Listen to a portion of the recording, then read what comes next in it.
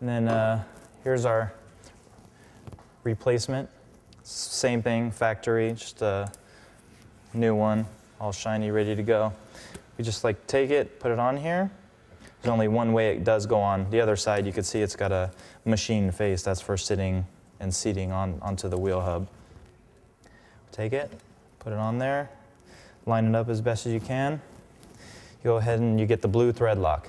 Now, the way you tell between the different thread locks is most of the time when you take an old bolt out, you'll look in there right here. And as you can see, just like on the screw, it's got blue thread lock on it. That means use the same stuff. You don't want to use red where there's blue or vice versa. So I just go ahead and put the rotor on, get my thread lock. You just want to go and you want to put a couple little drops on there, make sure it gets on the threads, and just go ahead and put it on there and get it started by hand. Go ahead and get this stuff, put it on there. You're just going to go around and do the whole thing. Don't worry about it drying on you before you get them all in there. It takes a while to dry. So you just want to get it evenly on there, make sure they all get proper amount of thread lock.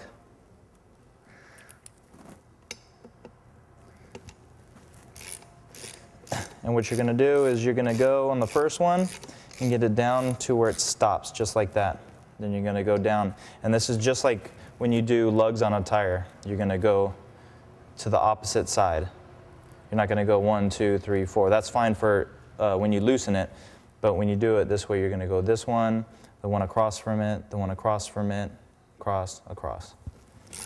So first you go and you tighten them until the bolt stops. Boom. Stops.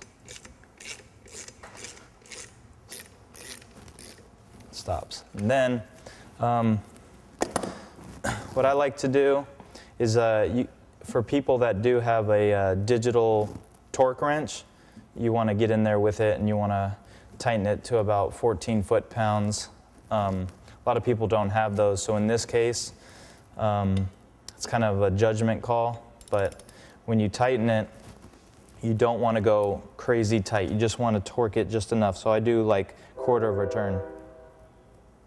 Boom. And this one, quarter of a turn. You'll feel it get tight. You just don't want to take it too tight because it'll just loosen up on you and strip the threads out inside the wheel. The wheel is also aluminum.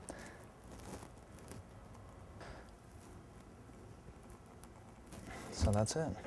While we have the wheel off and we're checking the rotors and we're pretty much checking the whole wheel out, something that's really important that you want to clean off and check are these seals that go over the bearings of the wheels. It's located right here in the middle. This is a rubber seal.